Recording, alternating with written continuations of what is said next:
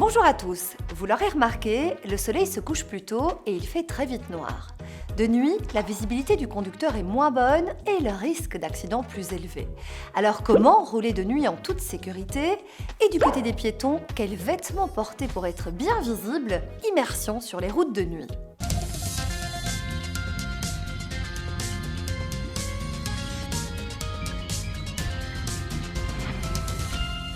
Pour beaucoup, rouler dans le noir entraîne du stress. Pourtant, il y a moyen de prévenir les éventuels problèmes. Avant de prendre la route, pensez à vérifier le bon fonctionnement des feux. Au besoin, passez dans un garage pour bien les régler. Bonjour. Bonjour. Stop. Voilà. Si vous voulez, on va vérifier vos phares. Parfait. Vous mettez sur parking, vous laissez le moteur allumé. Pourquoi c'est important de vérifier très régulièrement ces feux? Parce que des feux mal réglés, ça peut avoir plusieurs conséquences. Quand ils sont trop hauts, comme la plupart des gens pensent, on éblouit les autres usagers, c'est embêtant. Et surtout quand ils sont trop bas, ce que les gens ne savent pas, c'est que s'il y a un obstacle qui se présente à eux, ils ne le verront pas assez vite. Est-ce qu'il y a un petit truc à faire chez soi pour vérifier que ces feux sont aux règles? Si vous avez un plan plat chez vous et un mur, vous mettez votre véhicule à 30 cm du mur, vous allez voir, comme ici, vous avez deux faisceaux, vous tracez une ligne à cet endroit-là. L'année prochaine ou de temps en temps, quand vous rentrez votre véhicule, vous vérifiez bien par rapport à la ligne si vos phares sont trop hauts ou trop bas. Et il suffit de le régler par soi-même, c'est plus facile. Pensez aussi à nettoyer votre pare-brise, vos vitres ou encore vos rétroviseurs. Des rétros qui ont une position nue. L'objectif, c'est de ne pas être ébloui par les véhicules qui sont derrière vous. Mais alors, où porter son regard une fois sur la route? La nuit, où doit-on porter le regard lorsqu'on croise une voiture?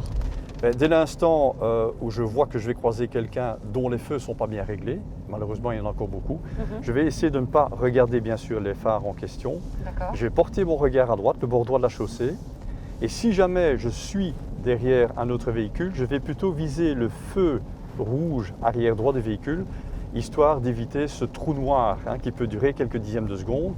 Et vous savez que quelques dixièmes de seconde, dès l'instant où on évolue, ce sont des mètres qu'on ne voit pas.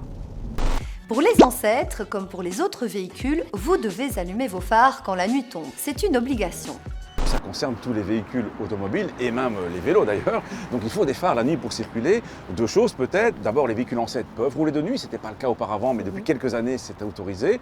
Autre point aussi, ils ont souvent un éclairage qui est un peu plus faible que les véhicules modernes. Donc quand vous conduisez un ancêtre la nuit, soyez prudent. Évitez peut-être de rouler quand il y a vraiment de très mauvaises conditions atmosphériques. La nuit, il y a aussi deux catégories d'usagers qu'on a un petit peu du mal à voir. Il s'agit des cyclistes et des piétons.